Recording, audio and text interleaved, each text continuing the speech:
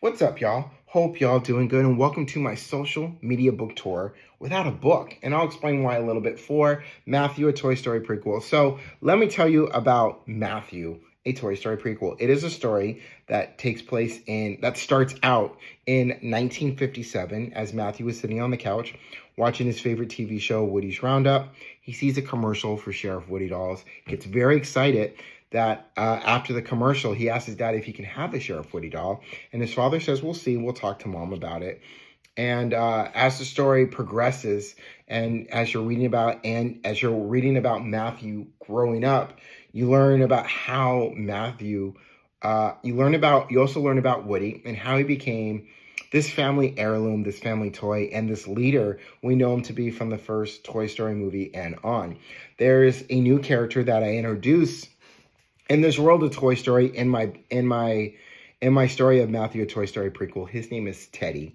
He is a teddy bear that really teaches Woody how to be a leader, how to look out for the toys, and how to have these annually meetings with the toys about keeping up to date about everything that's going on around their owner, Matthew. And it's something that we see Woody do for Andy in the beginning of Toy Story. And it's how he learned how to do all that stuff through Teddy, this teddy bear who I created to be the person who teaches Woody how to do all these things.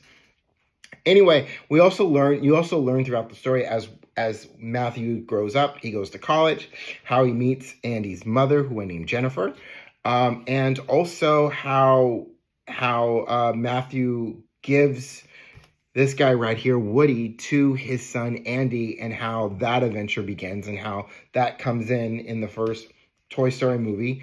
And so Matthew, a Toy Story prequel, takes place between 1957 and 1995. It takes place right before that first Toy Story movie. One other thing that we learn in Matthew, a Toy Story prequel, is what happened to Andy's father. How come we don't see him in that first Toy Story movie and on? What exactly happened to him?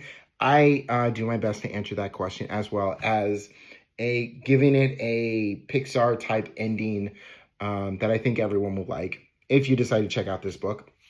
Now, I have been been very loud about this particular short story to Pixar and Disney because they are the only ones that I can really talk to because copyrights and all that stuff.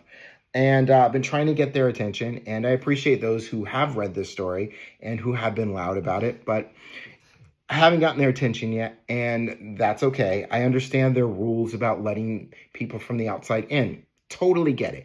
Totally get it. I'm trying to be the exception to that rule, and I don't ever intend to stop. I'm going to continue to be loud about it. And it probably would have been easier to get their attention if I had some kind of agent, be it literary or entertainment, but I don't have any of that. I'm an independent writer. Everything I do on my own. And this is the best way I know how to try and get their attention because I've tried to do it. I've tried to write to them and nothing back, completely ignore me. So this is the best way I know how to do it. And I appreciate those for reading the story and being loud with me as well. I'm going to keep being loud about it, and I hope all of you join me to keep being loud about it as well. So one other thing I want to bring up. November 22nd of this year will be the 30th anniversary to Toy Story, and that's incredible. 30 years of Toy Story. Incredible. So what I am going to do, and this will probably get me sued for doing this, but if this is one way that I can be very loud and it gets their attention, and they end up suing me for it, as long as it leads to having a conversation about it, even if it's in a courtroom, it is worth it because that's all I want to do is have a conversation about this with those from Pixar, even those from Disney, because Disney owns Pixar. So if I don't hear from Pixar before November 22nd, like the week before November 22nd of this year, then I am going to release a physical book version to Matthew, a Toy Story prequel that will have both the story and screenplay version in this book for everyone to go on barnesandnoble.com or go on Amazon to read for themselves, to have a physical book in their hands. And if they might end up suing me for it because of copyrights of certain characters like Woody.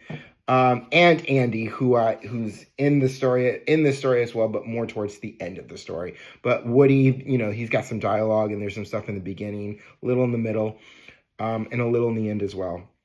So they might sue me for that. And I've thought about doing this over the summer. I thought about doing it, but that kind of fear kind of kept me from doing it. But we're getting towards the end of the year, and I still haven't heard from them. So this is where we're at, and this is what I plan to try and do. And yeah,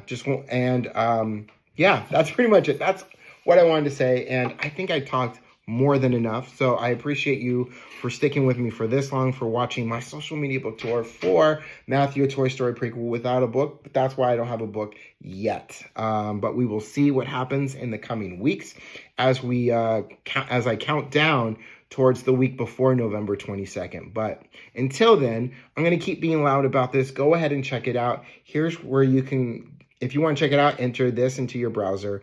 It'll take you to my WordPress page where you'll see both the story and screenplay version to Matthew, a Toy Story Prequel. You can read it right now for free if you like on my WordPress page. Link in my bio. If you don't see one, I'll leave one for you in my descriptions. As far as what the price will be for the book, I will explain that later, but I promise you it will be super cheap because it's not about the money.